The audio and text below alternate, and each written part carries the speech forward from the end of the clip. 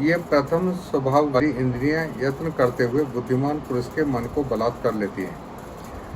इसलिए साधक को चाहिए कि वह उन संपूर्ण इंद्रियों को वश में करके समाहित चित हुआ मेरे परायण होकर ध्यान में बैठे, क्योंकि जिस पुरुष की इंद्रियां वश में होती हैं उसी की बुद्धि स्थिर होती है।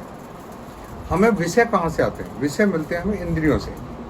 और इंद्रिय कितनी है? हमारी 5 इंद्रिय बाहर है जिसे हम अपने बोलते हैं ज्ञानेंद्रियां, और एक अंदर है जिसे बोलते हैं अंतःकरण। ज्ञानेंद्रिय जिससे हमें ज्ञान मिलता है। स्किन हमें ज्ञान मिलता है ना, इससे स्पर्श से भी। स्किन, नाक से सूंघना, आंख से देखना, कान से सुनना और जबान से स्वाद लेना, ये हमारी इंद्रियां जिससे हमारी बॉडी अंदर है ना वर्क उसको है ना विषय को लेती है। तो ये जो वो कहते हैं कि जो जिस पुरुष ने अपनी इंद्रियों को बस में कर लिया है ना, उसकी बुद्धि क्या होती है? स्थिर हो जाती है। वरना एक भी इंद्रिय के चक्कर में अगर हम फंसेंगे तो वो हमारा क्या होगी? हमें अपने विषय के अंदर डाल लेगी। जबान के स्वाद में पड़े तो वो कहे रसगुल्ला चाहिए, तो रसगुल्ला ले खाने भागना पड़ेगा।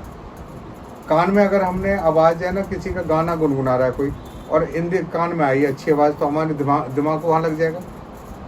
आँख से कोई चीज़ देख रहे हैं है ना, तो दिमाग वहाँ लगेगा। तो हमें क्या करना है? हमें इस इंद्रिय के बस में नहीं चलना। तो ये विषय तो आते जाएंगे जाते जाएंगे, आते जाएंगे जाते जाएंगे। हमें तो इसके क्या विषय की उपेक्षा करनी है। ये तो एक लहर की तरह है ना विषय। जैसे समुद्र में लहर आएगी, उठेगी गिरेगी, उठेगी गिरेगी, ये तो आते जाएंगे। हमें जो जरूरत है उसके हिसाब से हमें चलना है, तो हमारी बुद्धि क्या होगी? स्थिर हो जाएगी। समुद्र अंदर स्थिर होता है, बाहर लहर जल्दी जल्दी चलती है लेकिन अंदर शांत होता है। बाहर विचार चलने दो ना, अंदर शांत रहना है। नहीं तो एक भी इंद्री है ना आपको क्या होगा? अगर उसके रास्ते पे आप गए तो तुम्हें भटका देगी, अपनी मंजिल से भटका देगी। विषयों का चिंतन करने वाले पुरुष की उन विषयों में आसक्त हो जाती है। जो जब हमारे पास कोई विषय आएगा, जैसा कोई भी विषय आया, अगर कोई एक फीमेल्स ने साड़ी खरीदनी है ना, या किसी मेल ने अगर सपोज करो एक है ना कोई चीज परचेज करनी है, तो विषय में का चिंतन करते हुए पुरुष क्या करेगा? विषय में आसक्त, उसमें खो जाएगा, उसके अंदर इन्वॉल्व हो जाएगा। और आसक्ति से उन विषयों की कामना उत्पन्न होती है। जब उस विषय पर ध्यान लगेगा तो क्या होगा? उसे पाने की इच्छा होगी। भाई आपने कोई गाड़ी देखी तो आपका दिमाग वहां लगा, कोई साड़ी देखी तो दिमाग वहां लगा, कोई खिलौना देखा बच्चे ने तो दिमाग वहां लगा।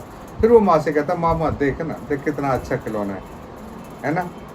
दिमाग पहुंच गया, उन्होंने कहा हाँ बेटा अच्छा तो है। बस वो यही तो सुनना चाह रहा था कि माँ भी कहते अच्छा है। फिर क्या कहता है? माँ दिलवा देना।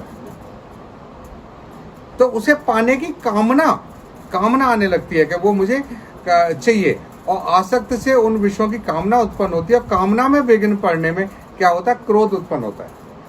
अगर माँ ना दिलवाए, कहती चल चल चल, तू तो रोज है ना खिलौने मांगता रहता है ना, चल तू तो नई नई चीजें रोज मांगता रहता है, तुझे साइकिल दिलवा दी ना, तो फिर स्कूटर मांग रहा है, स्कूटर दिलवा दिया ना, अब कार मांग रहा है, कार दिलवा दी ना, चल तेरा तो यही काम है। माँ जब ऐसे बोलती है तो बच्चा क्या करता है? फिर वो पैर पटकता, क्रोधी हो जाता है। तो उसे क्रोध उत्पन्न होता है, और जब क्रोध आएगा तो उससे क्या होता है? फिर कहेगा सिर मेरा भारी होगा, मूड भाव हो जाएगा, सोचने समझने की पावर उसकी कम हो जाएगी। और उसकी स्थिति क्या होगा? मूड भाव से स्मृति में भ्रम हो जाता है, जो उसकी याददाश्त है, क्योंकि उसका मूड हो गया भाव, तो उसकी जो मेमोरीज के अंदर याददाश्त है उसमें क्या होगा? वो भ्रमित हो जाएगी, दिमाग उसका भ्रम में आ जाएगा। और स्मृति में भ्रम हो जाने से बुद्धि अर्थात ज्ञान शक्ति का नाश हो जाता है। और बुद्धि अगर भ्रम में हम आ गए तो क्या होगा? जो हमारे अंदर ज्ञान है, सोचने समझने की पावर खत्म हो जाएगी ना, तो उसका ज्ञान शक्ति का नाश हो जाएगा। आपने देखा होगा बहुत बड़े जो कहते हैं कि जिनका दिमाग बहुत अच्छे, जिनके अंदर विचार शक्ति है, जो कंट्रोल भी कर पाते हैं, कई बार गुस्सा क्या करता है? उन्हें भी आपे से बाहर कर देता है। कई बार उनकी समझ में नहीं आता मैं क्या बोल रहा हूँ और क्या कर रहा हूँ। जो वो सोच रहा है वो बोल रहा है, फिर वो कर रहा है, और बाद में पता पड़ता है कि यार माफ कर देना, गुस्से में हो गया। तो गुस्से में क्या होता है कि सारे का सारा ज्ञान शक्ति का नाश हो जाता है, और बुद्धि का अगर नाश हो गया तो पुरुष क्या करता है? अपनी स्थिति से गिर जाता है। तो इंद्रियों के विषय में फंस के हम अपनी स्थिति से गिर जाएंगे ना। और इसके पीछे कारण क्या है सबसे बड़ा? लोभ। भाई किसी को किसी चीज से लोभ हुआ, लोभ, तो उससे फिर मोह हो जाएगा ना। अभी मुझे इस टॉर्च में है ना लोभ हो जाए, जब मुझे इससे लोभ होगा तो मैं अपने पास पकड़ के रखूंगा ना।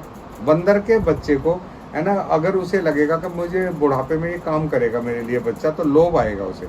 अगर हम यहाँ कोई काम कर रहे हैं, किसी को दान भी दे रहे हैं, तो हम ये सोच रहे हैं कि हमें आगे चल के बहुत बड़ी चीज़ मिलेगी। अगर हमें पूजा कर रहे हैं तो हम स्वर्ग में जाएंगे, तो स्वर्ग का लोभ है ना। कई बार छोटे छोटे लोभ होते हैं, फिर बड़े बड़े आने लगते हैं। भाई ऋषि भी तो स्वर्ग का लोभ करते हैं कि हम स्वर्ग में जाएंगे, वो भी तो लोभ है ना। हमें ये मिलेगा, वो भी तो लोभ है ना। तो लोभ क्या करता है? लोभ अगर हमें पहले आएगा लोभ, और लोभ के बाद क्या होता है? फिर हमें उससे क्या होता है? मोह आता है। उस चीज़ से मोह आ जाएगा, और मोह जब आएगा और वो पूरा नहीं हुआ तो फिर क्या आएगा? हमें क्रोध आएगा। मोह, अगर मुझसे से मोह है, कोई इसे छेड़ेगा तो गुस्सा आएगा ना, और क्रोध आएगा है ना, तो वहां अहंकार भाव भी जागेगा ना।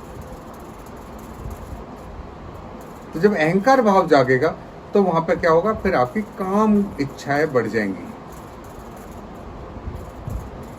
काम इच्छाएं बढ़ जाएंगी ना। उस टाइम पे काम ही हो जाएगा ना इंसान कि मुझे ये भी करना है, मुझे ये भी करना है, मुझे ये भी करना है।